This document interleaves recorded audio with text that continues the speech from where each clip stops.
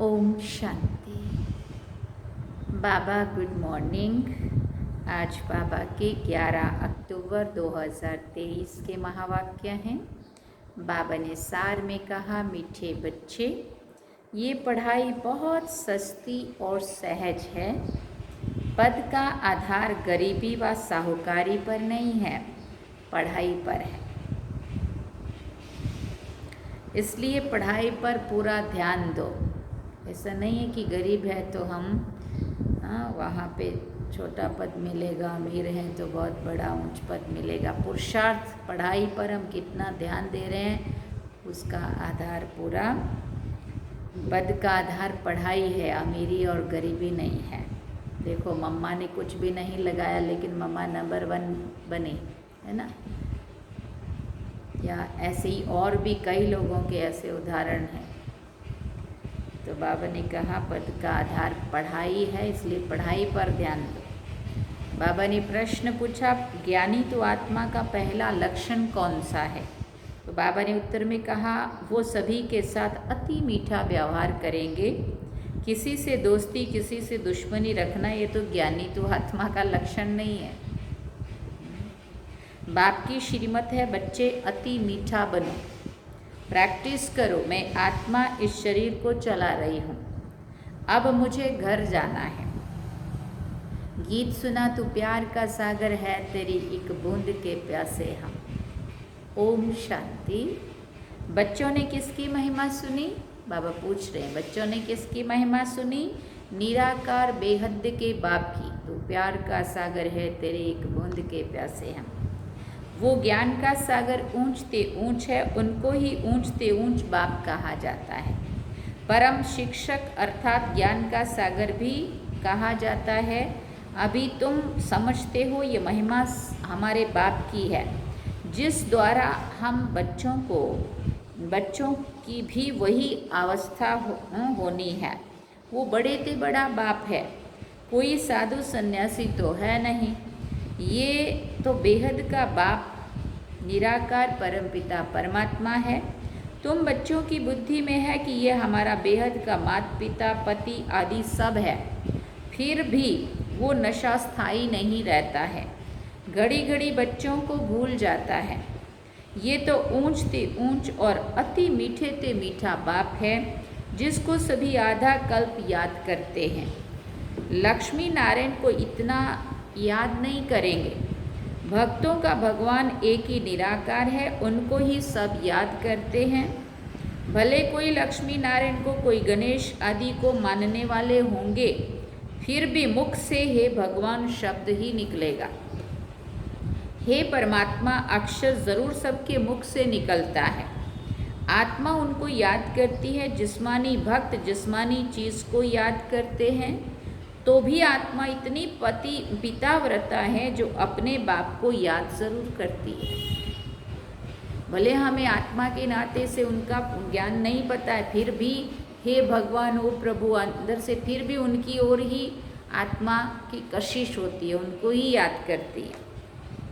दुख में झट आवाज़ निकलता है, हे परमात्मा, हे भगवान, और ऊपर की तरफ आत्मा अंदर से वो करती, याद करती। ये ज़रूर समझते हैं कि परमात्मा निराकार है, परंतु उनका महत्व नहीं जानते हैं। अभी तुम महत्व को जानते हो कि वो अब हमारे सन्मुख आए हैं। वो है स्वर्ग का रचयिता, हमको सन्मुख पढ़ा रहे हैं। ये एक ही पढ़ाई है। वो जिस्मानी पढ़ाइयाँ तो भिन्न भिन्न प्रकार की होती हैं। कोई का मन पढ़ाई में नहीं लगता है तो छोड़ भी देते हैं। यहाँ इस पढ़ाई में पैसे आदि की तो कोई बात ही नहीं है। वो गवर्नमेंट भी गरीबों को फ्री पढ़ाती है। तो ऐसा ज़रूरी नहीं है कि कोई गरीब है और यहाँ नहीं आ सकता है। कोई नहीं भी सहयोग देता है, कोई देता है यहाँ, तो ऐसा कोई बंधन बोझ कोई मतलब बनता ही नहीं। यहाँ तो ये है ही मुफ्त पढ़ाई, फीस कुछ नहीं है। बाप को गरीब निवाज कहा जाता है ना, गरीब ही पढ़ते हैं। ये है बहुत सहज और सस्ती पढ़ाई। मनुष्य अपने को इंश्योर भी करते हैं। यहाँ भी तुम इंश्योर करते हो, कहते हो बाबा आप हमें स्वर्ग के 21 जन्मों का एवजा देना। भक्ति मार्ग में ऐसे नहीं कहते कि हे परमपिता परमात्मा हमको 21 जन्म के लिए वर्षा दो, ये तुम अभी जानते हो, हम डायरेक्ट अपने को इंश्योर करते हैं। ये तो हमेशा कहते हैं फल देने वाला ईश्वर, सबको ईश्वर ही देते हैं, भले कोई भी साधु संत अथवा रिद्धि सिद्धि वाला हो, देने वाला सबको ईश्वर है। आत्मा कहेगी देने वाला ईश्वर है। दान पुण्य आदि करते फिर भी उसका फल देने वाला भी ईश्वर ही है ना। तो बाबा कहते इस पढ़ाई में कोई खर्चा नहीं है। बाबा ने समझाया है गरीब का भी इतना ही इंश्योर होता है। साहूकार लाख करेगा तो उनको लाख का मिलेगा, गरीब 1 रुपया करेंगे, साहूकार 5000 करे तो भी एवजा दोनों का इक्वल मिलना है। क्योंकि वो अगर कमाता ही 5000 है तो वो 5 रुपया ही करेगा, या 1 रुपया ही करेगा, 100 रुपया 50 रुपया ही करेगा, है ना। और साहूकार अगर लाखों कमाता है और अगर 5000 लगाता भी है तो उसका बराबर का ही उनको मिलने वाला है। गरीबों के लिए बहुत सहज है, कोई फी भी नहीं लगती है। गरीब अथवा साहूकार दोनों बाप से वर्षा पाने के हकदार हैं। सारा मदार पढ़ाई पर है। गरीब अच्छा पढ़ते हैं तो उनका पद साहूकार से भी ऊंच हो जाता है। पढ़ाई ही कमाई है, बड़ी सस्ती और सहज पढ़ाई है। सिर्फ इस मनुष्य सृष्टि झाड़ के आदि मध्य अंत को जानना है, जिसको कोई भी मनुष्य मात्र नहीं जानता है। त्रिकालदर्शी कोई हो नहीं सकता। वो सब कह देते हैं बेअंत है, समझते हैं मनुष्य सृष्टि का बीज परमात्मा है, ये उल्टा झाड़ है, फिर भी कह देते हम यथार्थ रीति नहीं जानते। बरोबर यथार्थ तो बाप ही बताएंगे ना, जो नॉलेजफुल है। सारा मदार तुम बच्चों की पढ़ाई पर है। अभी तुम नंबरवार पुरुषार्थ अनुसार जानते हो। तुम मास्टर ज्ञान सागर हो। सब एक जैसे तो नहीं है, कोई बड़ी नदी कोई छोटी नदी है। पढ़ते सब अपने अपने पुरुषार्थ अनुसार है। तुम बच्चे जानते हो ये बेहद का बाप है, उनका बनकर उनकी श्रीमत पर चलना है। कोई के लिए कहा जाता है ये बेचारा परवश है, माया के वश हो उल्टी मत चलाते हैं। श्रीमत भगवान उवाच है ना, जिससे श्रेष्ठ ते श्रेष्ठ देवी देवता बनना है। पहले निश्चय जब हो जाए तब फिर शिव बाबा से मिलना है। बाबा समझ जाते हैं कि इनको यथार्थ निश्चय नहीं है। आत्माओं का बाप एक है ये तो समझते हैं, परंतु वो इनमें आकर वर्षा दे रहे हैं, ये निश्चय बैठना बड़ा मुश्किल है। जब ये बुद्धि में बैठे और लिख कर दे तब बाबा के पास लिखत ले आनी चाहिए। समझेंगे ये तो बरोबर ठीक है, इतना समय जो समझते आए उसको रॉन्ग है। ईश्वर सर्वव्यापी नहीं है, वो तो बेहद का बाप है। बरोबर भारत को कल्प कल्प संगम युग पर बेहद के बाप द्वारा वर्षा मिलता है। संगम पर और इसी समय ही मिला था, अब फिर मिल रहा है, ये लिखाना है। बरोबर बाप संगम पर ही आते हैं, आकर बीके द्वारा स्वर्ग की रचना रचते हैं। जब लिख कर दे तब उस पर समझा सकेंगे। तुम किसके पास आए हो, क्या लेने आए हो? ईश्वर का रूप तो निराकार है ना। ईश्वर का रूप ना जानने के कारण ब्रह्म तत्व कह देते हैं। बच्चों को समझाया है वो तो बिंदी है। ये बात और किसी की भी बुद्धि में नहीं बैठेगी कि परमात्मा एक बिंदी है। आत्मा के लिए कहते हैं चमकता है सितारा भ्रिकुटी के बीच में। वो छोटी सी चीज़ है तो विचार करना है पार्टधारी कौन है। इतनी छोटी आत्मा में कितना अविनाशी पार्ट नूंधा हुआ है। इन बातों में जब कोई डीप जाए, गहराई से इसके बारे में सोचे, तब उनको समझाना है। तुम्हारी आत्मा कहती है हमने 84 जन्म लिए हैं। वो सारा पार्ट छोटी सी आत्मा में मर्ज है, जो फिर इमर्ज होता है। इस बात से मनुष्य वंडर खाएंगे। ये तो बात कोई समझते ही नहीं है। 84 जन्म हमारे रिपीट होते हैं। ये बना बनाया ड्रामा है। आत्मा में कैसे पार्ट नूंदा हुआ है, सुनकर मनुष्य वंडर खाएंगे। बरोबर मैं आत्मा कहती हूँ, हम आत्मा एक शरीर छोड़ दूसरा लेती हूँ। ये हमारा पार्ट नूंधा हुआ है जो ड्रामानुसार रिपीट होता है। ये बातें कमज़ोर बुद्धि वाले कभी धारण कर ना सके। ये सिमरन करना है, हम 84 जन्म ले पार्ट बजाता हूँ, शरीर धारण करता हूँ। जब ये सिमरन चलता रहे तब कहें ये पूरा त्रिकालदर्शी है और दूसरे को भी त्रिकालदर्शी बनाने का पुरुषार्थ कर रहे हैं। समझाने की भी बच्चों में हिम्मत चाहिए। अंधों की लाठी बन नींद से सुजाग करना है। जाग सजनिया, अब नई दुनिया स्थापन होनी है, पुरानी दुनिया का विनाश हो रहा है। तुमने त्रिमूर्ति ब्रह्मा विष्णु शंकर का नाम नहीं सुना है? ऐसा उनको पूछना है। ब्रह्मा द्वारा स्थापना होती है ना, ये सब ब्रह्मा कुमार कुमारियाँ हैं। अकेले ब्रह्मा तो नहीं करेंगे ना, इसलिए ब्रह्मा की सहस्रों भुजाएं गायन है शास्त्रों में। प्रजापिता के साथ जरूर ब्रह्मा कुमार कुमारियाँ होंगे। इनका बाप भी जरूर होगा जो इनको सिखलाने वाला है। इन माना ब्रह्मा को तो ज्ञान सागर नहीं कहेंगे ना। ब्रह्मा के हाथ में शास्त्र दिखाते हैं, परंतु परमपिता परमात्मा इनके द्वारा इन सभी वेदों शास्त्रों का सार समझाते हैं। वो अपने से नहीं समझाते, वो तो वही वेद शास्त्र सब जानते पढ़ते थे। परंतु शिव बाबा अगर प्रवेश नहीं होता उनमें और फिर उनके द्वारा वेद शास्त्रों का सार नहीं समझाते तो उनको भी तो कहाँ पता था। इसलिए बाबा कहते वो नहीं समझाते, लेकिन इन द्वारा शिव बाबा समझाते। ब्रह्मा शास्त्रों का सार नहीं सुनाते, वो कहाँ से सीखे? उनका कोई भी बाप व गुरु तो होगा ना। प्रजापिता तो जरूर मनुष्य होगा और यहाँ ही होगा। वो प्रजा ठहरा प्रजा को रचने वाला। उनको क्रिएटर, ज्ञान का सागर, नॉलेजफुल नहीं कह सकते। ज्ञान सागर परमपिता परमात्मा ही है। वो आकर प्रजापिता ब्रह्मा द्वारा पढ़ाते हैं। इनको ज्ञान का कलश कहा जाता है। ये सारा मदार धारणा पर है। इंश्योर करो ना करो ये तुम्हारे ऊपर है। बाबा तो बहुत अच्छी रीति इंश्योर करते हैं। इंश्योरेंस मैग्नेट है, भक्ति मार्ग में भी तो ज्ञान मार्ग में भी। भक्ति में भी बाबा ने बहुत किया है और ज्ञान में भी पूरा अपना सब कुछ लगाया। बाप को सब आत्माएं भक्ति मार्ग में याद करती हैं कि बाबा आकर हमको छुड़ाओ, दुख से छुड़ाओ। बाबा वर्षा देंगे या शांति धाम का या तो फिर सुख धाम भेज देंगे। जिनको शांति का वर्षा मिलना है तो कल्प कल्प वही शांति का वर्षा लेंगे। अब तुम पुरुषार्थ कर रहे हो सुख का वर्षा पाने के लिए।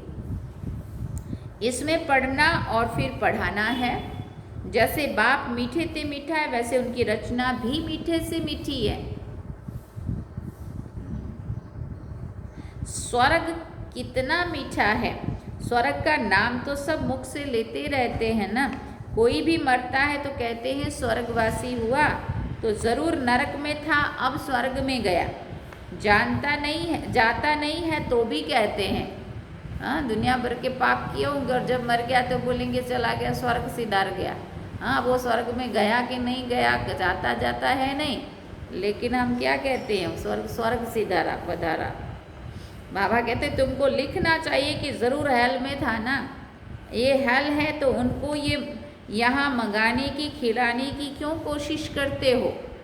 अभी श्राद्ध में चल रहा है ना, सबको उनको बुला के पितरों को उन्होंने अगला जन्म भी ले लिया है।